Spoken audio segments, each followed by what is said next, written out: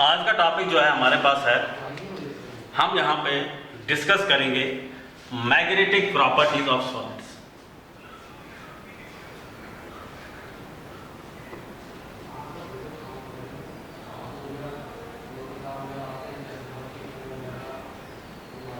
Magnetic properties of solids. तो हमने 11th में ये चीज़ पढ़ी है कि मैग्नेटिक प्रॉपर्टीज़ जो थी हमने वहाँ दो टाइप की पढ़ी थी। एक पढ़ी थी हमने डायामैग्नेटिक और हमने पढ़ा था पैरामैग्नेटिक। चाहे हम सॉलिड की बात करते, चाहे लिक्विड्स की बात करते, चाहे गैसेस की बात करते, हमने वहाँ दो टाइप्स की पढ़ी थी।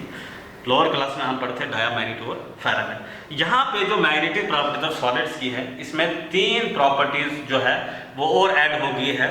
पहली हमारे पास थी डायामैग्नेटिक, दूसरी पैरामैग्नेटिक, वो आप जानते हो अच्छे से, और उसके बाद हमारे पास तीसरी प्रॉपर्टी जो है वो फेरामैग्नेटिक है, और चौथी प्रॉपर्टी जो है हमारे पास वो है एंटी फेरोमैग्नेटिक, और जो लास्ट प्रॉपर्टी फिफ्थ है वो है हमारे पास फेरीमैग्नेटिक।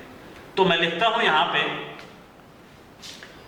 सबसे पहले जो नंबर 1 हमारे पास है मैग्नेटिक प्रॉपर्टीज ऑफ सॉलिड, वो हमारे पास है डायामैग्नेटिक। दूसरी हमारे पास आ गई पैरामैग्नेटिक। अभी मैं थोड़ी देर बताता हूँ डायामैग्नेटिक क्या है, पैरामैग्नेटिक क्या है। और थर्ड है हमारे पास फेरोमैग्नेटिक, और फोर्थ नंबर वाली है एंटी फेरोमैग्नेटिक। एंटी फेरोमैग्नेटिक, और जो फिफ्थ टाइप थी हमारे पास वो है फेरीमैग्नेटिक। FERR है, फेरी, MEGNETIC, फेरीमैग्नेटिक। ये थी मैग्नेटिक प्रॉपर्टीज हमारे पास सॉलिड्स, और 1 बाय 1 करके देखेंगे हम इनको। डायामैग्नेटिक, पैरामैग्नेटिक ये जानते हैं आप। नई 3 है वो फेरामैग्नेटिक है, एंटी फेरा और फेरामैग्नेटिक। तो हम बात करेंगे डायामैग्नेटिक।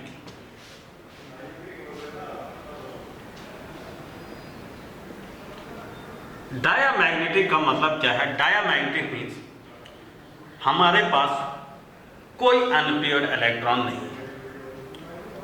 कोई भी सॉलिड जिसमें कोई अनपेयर्ड इलेक्ट्रॉन नहीं है तो उसको हम डायामैग्नेटिक मीन्स, अगर मैग्नेटिक फील्ड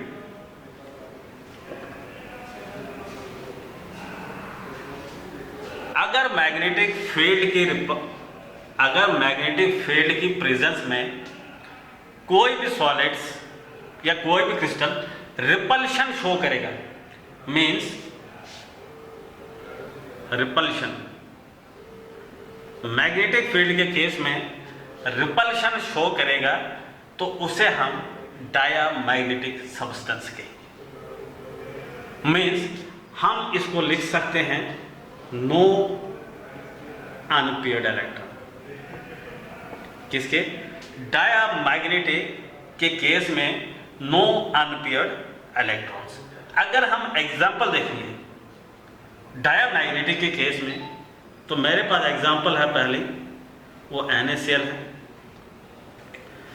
NaCl को जब हम मैग्नेटिक फील्ड अप्लाई करेंगे तो ये यहाँ क्या करेगा, ये रिपल्शन वहाँ पे दिखाएगा। तो ये एग्जांपल थी हमारे पास किसकी? डायामैग्नेटिक की। आपने कैसे याद रखना है? अगर मैग्नेटिक फील्ड की प्रेजेंस में कोई भी सॉलिड रिपल्शन शो करेगा तो उसे हम डायामैग्नेटिक कहेंगे, और उसमें अनपेयर्ड इलेक्ट्रॉन जो है 0 होंगे, नो अनपेयर्ड इलेक्ट्रॉन होंगे, तो उस केस में उसको हम डायामैग्नेटिक कहेंगे। तो हमारे एग्जांपल देखिए NaCl, और भी हमारे पास है TiO5 है, TiO2 है, और Vi05 मीन्स इसको हम बोलते हैं वैनेडियम पेंटॉक्साइड। तो ये एग्जांपल जो है हमारे किसकी है? Diamagnetic substance. ये डायामैग्नेटिज्म शो करेंगे। तो ये एग्जांपल जो आपने मकअप करनी पड़ेगी, क्योंकि ये जो इम्पोर्टेंट है, ये एग्जांपल जो है ये बहुत इम्पोर्टेंट है, ये एग्जाम में पूछी जाती है। तो ये था हमारे पास डायामैग्नेटिक।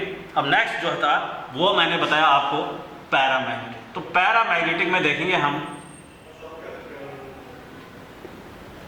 क्या होता है। अगर हम पैरामैग्नेटिक के केस में भी मैग्नेटिक फील्ड अप्लाई करें, मैग्नेटिक फील्ड की प्रेजेंस में अगर वो अट्रैक्शन शो करे, मैग्नेटिक फील्ड की प्रेजेंस में अट्रैक्शन शो करे, तो उस सब्सटेंस को हम क्या बोलेंगे, paramagnetic. That means paramagnetic means at least, लिख सकते हैं हम, एट लीस्ट 1 अनपेयर्ड इलेक्ट्रॉन। किसके केस में, पैरामैग्नेटिक सब्सटेंस के केस में कम से कम एक अनपेयर्ड इलेक्ट्रॉन अगर होगा तो तब हम उसको कहेंगे वो हमारे पास क्या है, वो पैरामैग्नेटिक है। तो पहले जब मैंने बताया मैग्नेटिक फील्ड की प्रेजेंस में कोई भी सॉलिड अगर मैग्नेटिक फील्ड की प्रेजेंस में अट्रैक्शन शो कर रहा है तो उसको हम बोलेंगे पैरामैग्नेटिक, और एट लीस्ट पैरामैग्नेटिक में कम से कम एक अनपेयर्ड इलेक्ट्रॉन होना चाहिए। तो एग्जाम्पल अगर हम देखेंगे, एग्जाम्पल हमारे पास पैरामैग्नेटिक सब्सटेंस की है, वो हम लेते हैं Cu2 पॉजिटिव, Fe3 पॉजिटिव और TiO। ये बहुत इंपॉर्टेंट है। यहाँ पे मैंने TiO2 ली थी, किसकी, वो डायामैग्नेटिक है, और यहाँ TiO है, ये जो हमारे पास है ये पैरामैग्नेटिक, बहुत ही इंपॉर्टेंट है। इन चीज़ों को याद रखना पड़ेगा क्योंकि एग्जामिनेशन पॉइंट ऑफ व्यू से बहुत इंपॉर्टेंट है। यहाँ पे TiO2 डायामैग्नेटिक है और यहाँ पे TiO ये जो है पैरामैग्नेटिक है। तो यहाँ पे मैंने बताया Cu2 पॉजिटिव, Fe3 पॉजिटिव, ये क्या हमारे पास पैरामैग्नेटिक। मीन्स कैसे पता चलेगा आपको पैरामैग्नेटिक, ये मैं आपको क्लियर करता हूँ। जैसे हमारे पास कॉपर जो है जिसका एटॉमिक नंबर 30 है, और ये एक्सेप्शंस भी है इसकी कॉन्फ़िगरेशन, जहाँ लिखते थे हम 3d10 4s1। तो इसमें कॉपर के ऊपर चार्ज कितना है, पॉजिटिव 2 है, तो एक ये S का लूज करेगा, एक ये D का करेगा, तो कॉन्फ़िगरेशन यहाँ पे कितनी बचेगी आपके पास, 3d9। तो D में आपको पता है कितने ऑर्बिटल्स होते हैं, 5 ऑर्बिटल्स, ये 3d के ऑर्बिटल्स। अब क्या करेंगे, कितने इलेक्ट्रॉन फिल करने हैं, 9। हम क्या करेंगे, यहाँ पे हम लगाएंगे यहाँ पे हंस रूल। हंस रूल क्या बोलता था, हर ऑर्बिटल एक एक लेगा और तब तक पेयरिंग नहीं होगी। तो 9 है 1 2 3 4 5 6 7 8 9, और यहाँ पे कितना बचा, एक अनपेयर्ड इलेक्ट्रॉन। वही मैंने आपको लिखा था, एट लीस्ट एक अनपेयर्ड इलेक्ट्रॉन होना चाहिए, और यहाँ पे क्या है, 1 अनपेयर्ड इलेक्ट्रॉन है। तो इसीलिए मैंने ये एग्जांपल किसमें रखी, पैरामैग्नेटिक। तो आयरन के केस में भी ऐसा ही है। आयरन की कॉन्फ़िगरेशन हमारे पास है 3d6 4s2, तो 2 यहाँ पे 3 इसे लूज किए हैं, 2 s के करेगा, एक करेगा D का, यहाँ पे बच जाएगा 3d5, और यहाँ पे D में 5 ऑर्बिटल्स है, तो इनको हम ऐसे फिल करेंगे, हर ऑर्बिटल एक एक लेगा। इसका मतलब इसमें कितना आया, इसमें 5 अनपेयर्ड इलेक्ट्रॉन है हमारे पास, और इसीलिए मैंने बताया था ये भी पैरामैग्नेटिक की एग्जाम्पल है, ये भी पैरामैग्नेटिज्म शो करे। तो अगर मैग्नेटिज्म की बात करेंगे तो मैग्नेटिक मूवमेंट, यहाँ पे मैग्नेटिक मूवमेंट म्यू जिसे हम डिनोट करेंगे, उसके लिए हमारे पास फार्मूला है n into n plus 2 under root of n into n plus 2। तो n क्या है हमारे पास, n लिखता हूं मैं, n is equal to number of unpaired electrons. तो आप निकाल सकते हो, जैसे यहाँ पे 5 थे, यहाँ पे निकाल सकते हो, यहाँ पे आपको इजीली है, आप यहाँ पे मैग्नेटिक मूवमेंट निकाल सकते हो। तो ये था हमारे पास किसका, पैरामैग्नेटिक का कंसेप्ट। तो उसके बाद हमारे पास जो है नेक्स्ट जो है हमारे पास फेरोमैग्नेटिक है।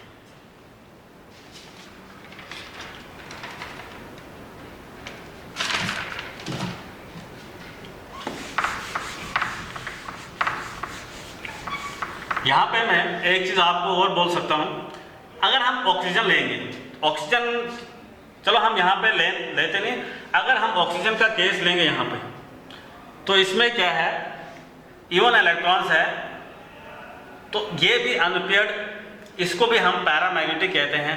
वो 11th में आपने पढ़ा है MOT, मॉलिक्यूलर ऑर्बिटल थ्योरी जो है वो अच्छे से एक्सप्लेन करती है किसको, O2 को। तो O2 की क्या है, वहाँ पे भी पैरामैग्नेटिक हम कहते हैं। तो नेक्स्ट जो हमारे पास है वो हमारे पास आया फेरोमैग्नेटिक।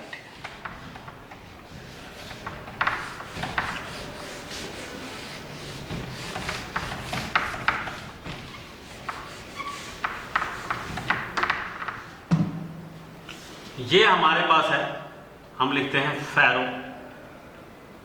मैग्नेटिक प्रॉपर्टीज के। हमें ये पता है मेटल जी, कोई भी मेटल इलेक्ट्रॉन डोनर होता है।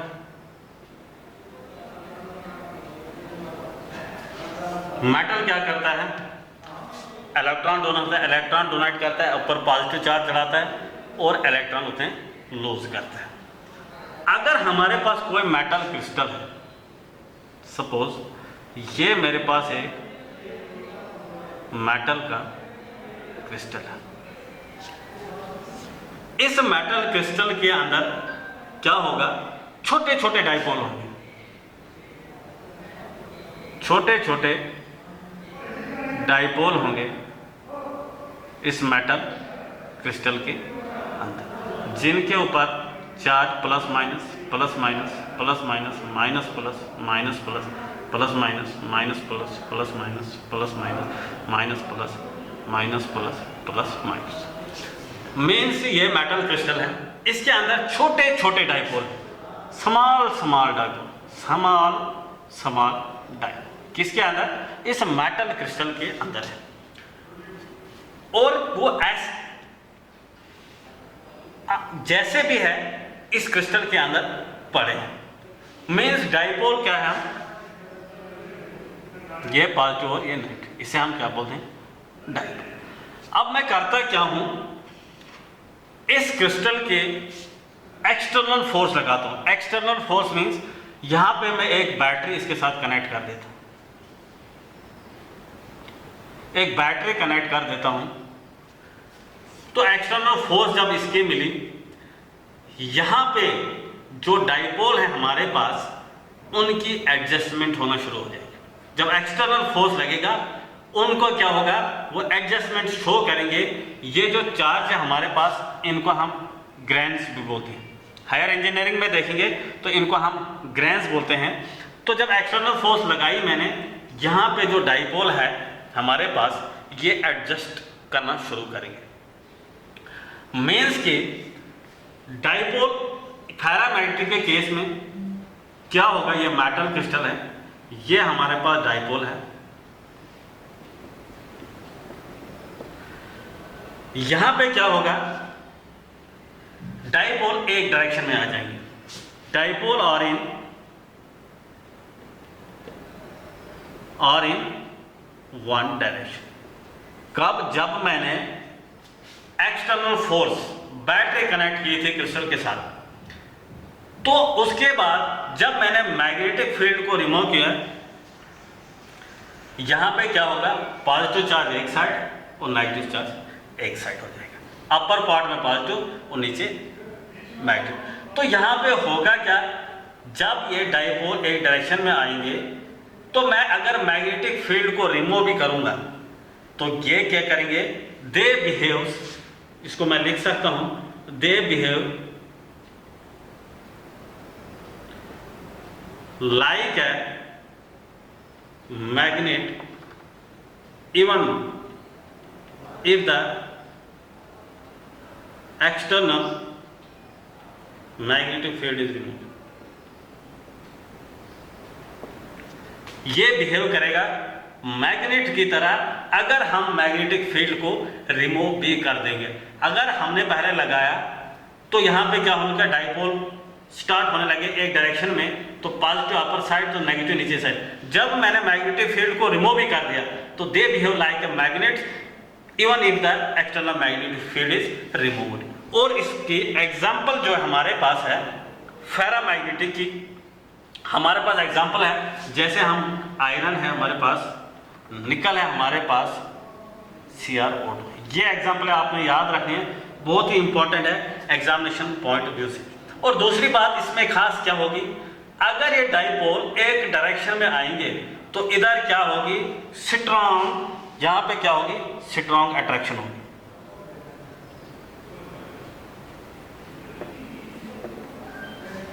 किसके केस में, फेरोमैग्नेटिक के केस में स्ट्रॉन्ग अट्रैक्शन होगी। एंड ये क्या करता है, they behave like a magnetic even if the magnetic field is removed. तो एग्जांपल थी आयरन, निकल, CrO2 थी। और यहाँ पे दूसरी खासियत क्या होगी इसके पास, यहाँ पे जो फेरोमैग्नेटिक केस में स्ट्रॉन्ग अट्रैक्शन होगी और यहाँ पे क्या होगा, मैक्सिमम डाइपोल मूवमेंट होगा, मैक्सिमम डाइपोल मूवमेंट। ये था किसके केस में, फेरोमैग्नेटिक के केस में। अब हम करेंगे बात किसकी, एंटी फेरोमैग्नेटिक।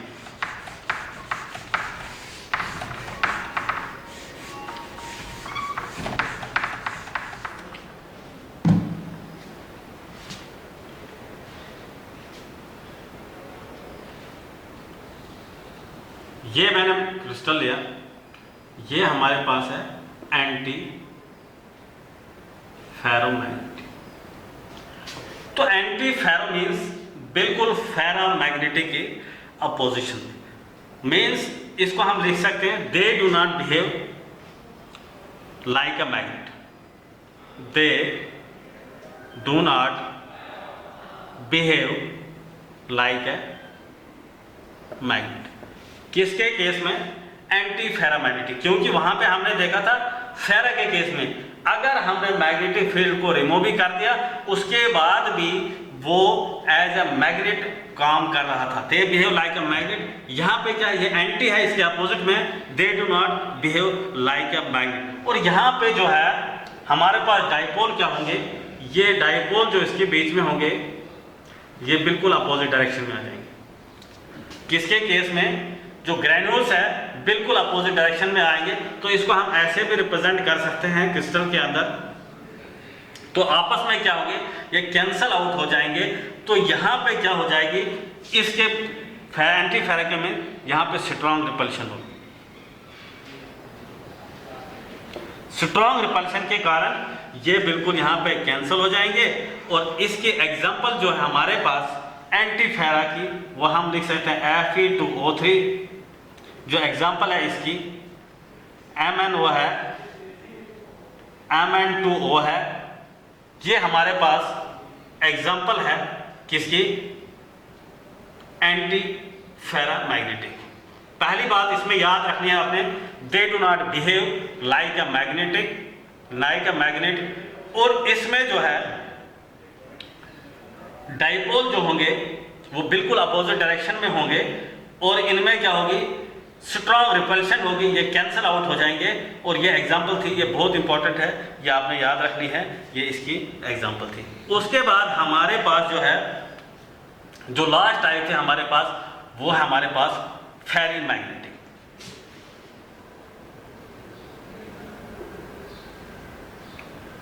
फेरोमैग्नेटिक हमारे पास क्या है, फेरोमैग्नेटिक क्या कहता है, फेरोमैग्नेटिक के केस में क्या होगा, यहाँ पे क्रिस्टल के अंदर जो है ग्रेन्यूल जो हमारे पास है, ये डाइपोल है, कुछ ग्रेन्स फेवर करेंगे और कुछ ग्रेन्स क्या होंगे, वो हमारे अपोज करेंगे। मीन्स अगर ये डाइपोल है जो फेवर कर रहे हैं, ये अपोज करेंगे, ये फेवर कर रहे हैं, ये अपोज करेंगे, इस टाइप में। तो यहाँ पे क्या होगी, अनइक्वल होगी किसकी, डाइपोल के अरेंजमेंट, डाइपोल का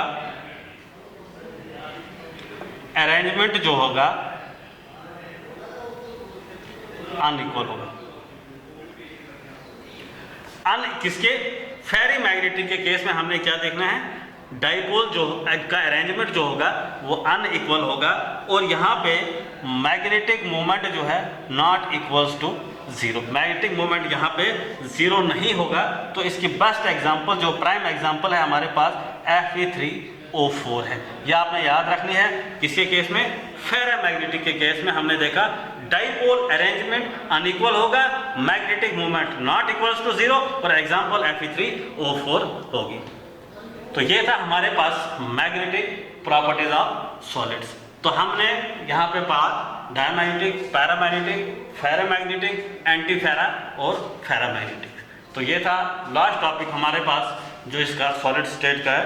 तो अब हम नेक्स्ट यूनिट यहाँ पे शुरू करेंगे। Thank you.